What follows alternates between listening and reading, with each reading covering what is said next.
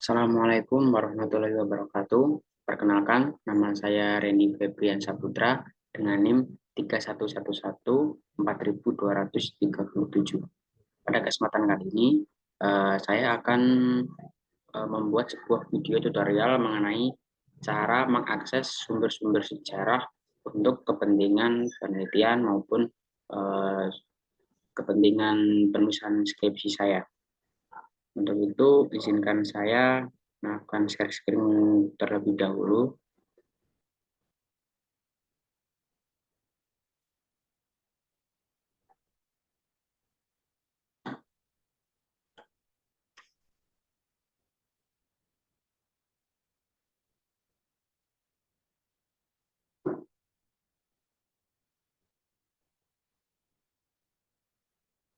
Maaf, tunggu sebentar karena sedang proses. Baik, tampilan sudah ada di layar. Pada penugasan kali ini, eh, pembuatan video tutorial dalam akses sumber-sumber sejarah ini adalah sebuah tugas untuk UTS mata kuliah manajemen dan digitalisasi arsip. Cara mengakses sumber-sumber sejarah dapat diakses melalui website-website berikut ini yang sudah diberikan melalui link-link di bawah ini. Berhubung pada penugasan kali ini mencari sumber yang berkaitan dengan skripsi yang akan saya ambil. Nah, sedangkan saya itu mengambil skripsi dengan tema yaitu sejarah pedesaan dan perkotaan dengan judul skripsinya yaitu kehidupan etnis Tionghoa tahun 2000-an, naga di pinggir Kali Semarang. Alasan saya mengambil judul skripsi tersebut yaitu karena pada tahun 2000-an etnis Tionghoa di Indonesia khususnya mendapatkan kebebasan setelah selama 32 tahun eh, etnis Tionghoa mengalami pembatasan dalam hal kebudayaan dan menyelenggarakan upacara keagamaan seperti itu. Nah, etnis Tionghoa mengalami pembatasan tersebut pada masa pemerintahan Orde Baru yang dipimpin oleh Presiden Soeharto. Presiden Soeharto mengeluarkan kebijakan Instruksi Presiden nomor 14 tahun 1967 yang mengatur bahwasanya etnis Tionghoa eh, boleh melakukan kegiatan perayaan ibadah atau kebudayaan lainnya, namun hanya dilakukan dalam lingkup keluarga saja. Dengan kata lain, juga terbatas karena tidak bisa ditampilkan di hadapan umum. Nah, kemudian eh, etnis Tionghoa selama masa Orde Baru mengalami pembatasan tersebut. Kemudian mereka baru mendapatkan pembebasan atau apa ya mendapatkan kebebasan itu pada masa era pemerintahan Presiden Abdurrahman Wahid atau yang akrab disapa dengan Gus Dur pada dengan dicabutnya Impres nomor 14 tahun 1967 dan dikeluarkannya keputusan Presiden nomor 6 tahun 2000 pada 17 Januari tahun 2000. Nah, dengan dicabutnya Impres nomor 14 dan dikeluarkannya keputusan Presiden nomor 6 tahun 2000 menandakan bahwasanya etnis Tionghoa mengalami mendapatkan kebebasannya dalam berekspresi dalam bidang kebudayaan dan juga menyelenggarakan upacara keagamaan seperti itu. Nah, pada kesempatan kali ini saya akan mencoba menelusuri sumber-sumber yang mungkin relevan dengan skripsi yang saya ambil dengan websitenya yaitu Perpustakaan University Leiden.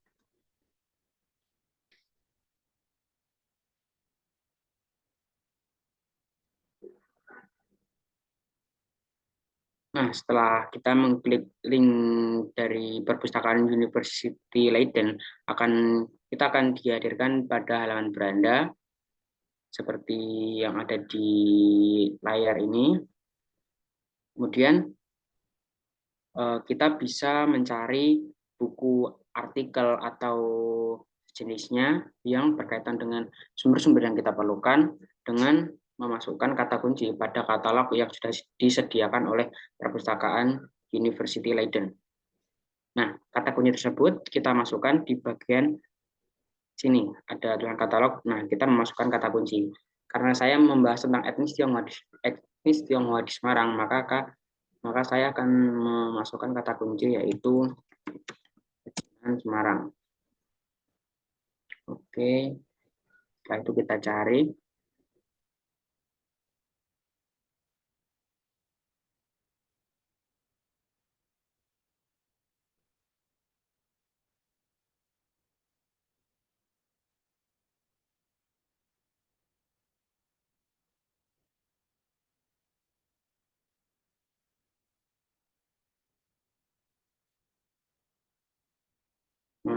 Ditunggu sebentar karena sinyalnya yang kurang stabil.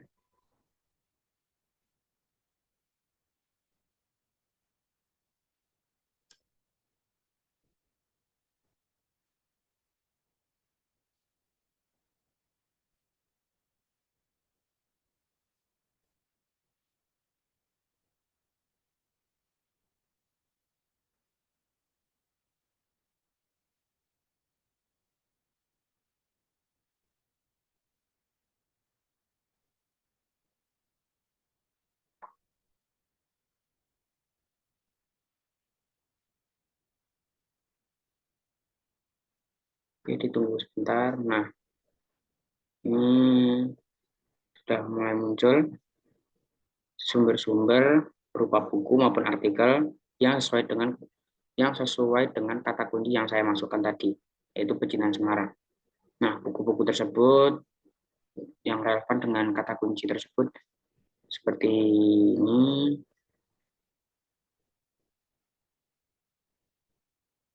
Ada juga artikel-artikel. Nah, untuk buku-buku sendiri ini tampilannya seperti ini. Ada nih judulnya di sini. Kemudian yang perlu kita ketahui bahwasanya di perpustakaan University Leiden ini tidak dapat kita baca bukunya, namun kita hanya bisa mengetahui bahwasanya buku tersebut tersedia di perpustakaan University Leiden dengan kode-kode yang disimpan, entah itu tirak atau apapun ini yang saya tidak begitu mengetahuinya.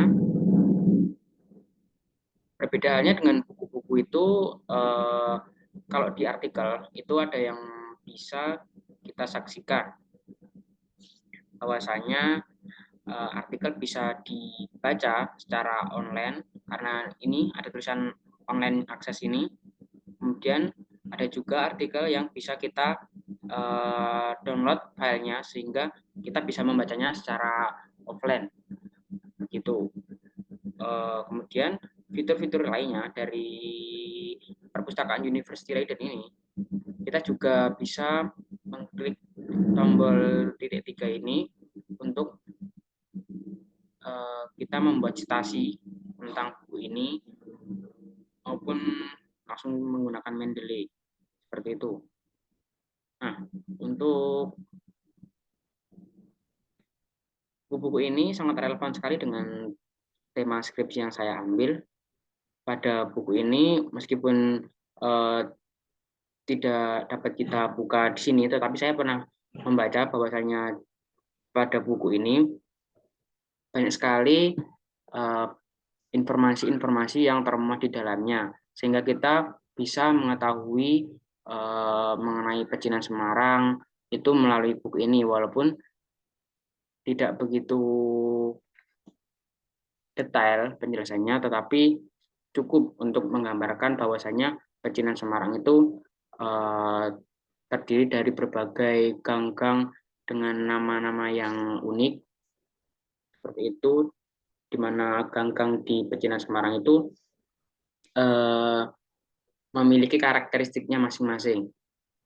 Kemudian pada buku ini juga buku berjudul Langit Pecinan, Merunut Jalur Akulturasi Semarang Lasem, karya Bambang Wirya ini, saya juga pernah membaca bukunya, bahwasanya buku ini memiliki tema-tema yang menarik karena disajikan dalam beberapa bab. Nah, pada bab ketiga itu pembahasannya cukup menarik karena menjelaskan mengenai karakteristik dari Kampung Pecinan Semarang sendiri yang ditinjau dari aspek arsitektur, kondisi sosial, ekonomi, dan juga budaya. Nah, sedangkan dalam bab 5 dari buku Langit Pecinan ini juga membahas mengenai jalur akulturasi awal antara masyarakat lokal dengan masyarakat Tionghoa yang melahirkan masyarakat Tionghoa Muslim seperti itu. Ini untuk artikelnya nanti bisa di-download jika ingin membaca secara offline ya, teman-teman. Kemudian kita coba memasukkan kata kunci baru yang lain.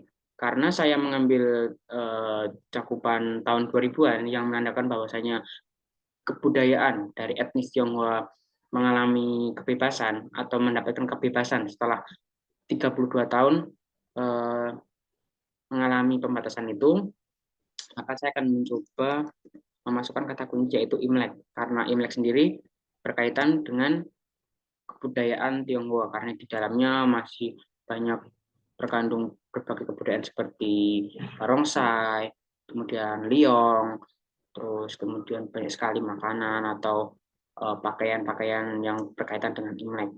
Nah,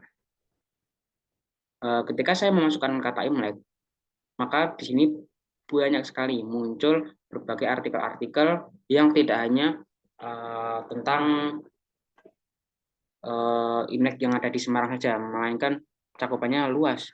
Ada yang ini tentang Sunda, atau ada yang di Jakarta, tetapi ya maksudnya kemudian banyak sekali. Bentar.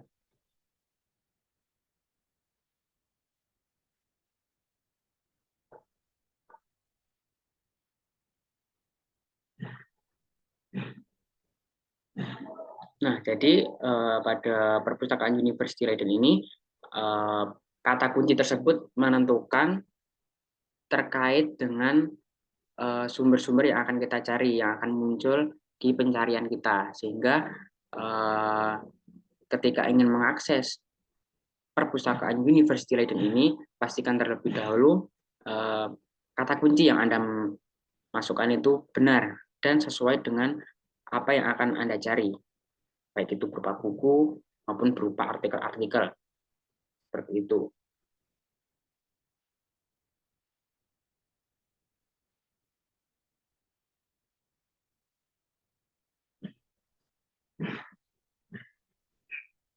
Kita coba memasukkan kata kunci lain yaitu Imlek Semarang. Mohon maaf, ini sinyalnya agak terkendala sehingga prosesnya agak sedikit lebih lama.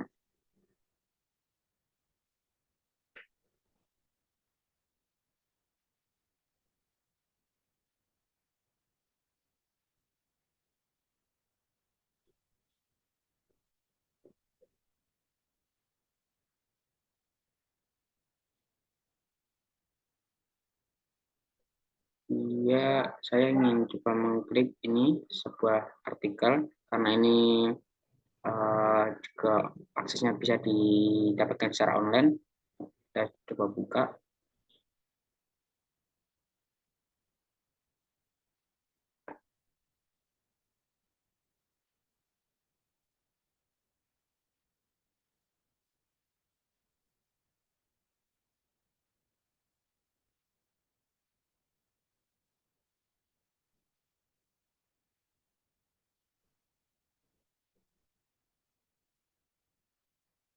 Baik, setelah kita buka, maka tampilan yang ada di layar ini menunjukkan bahwasanya artikel-artikel ini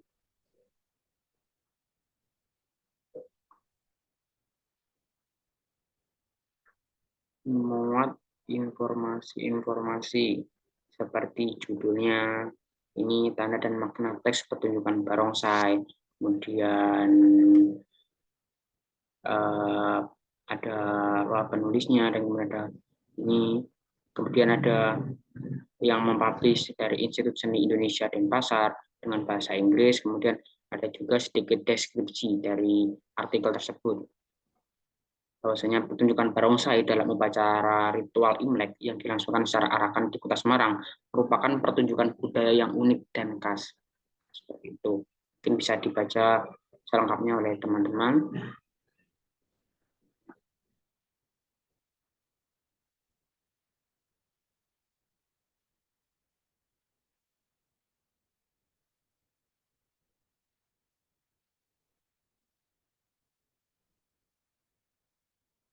Baik, mungkin itu saja yang dapat saya sampaikan pada video tutorial cara mengakses sumber-sumber sejarah yang sesuai dengan yang relevan dengan skripsi saya.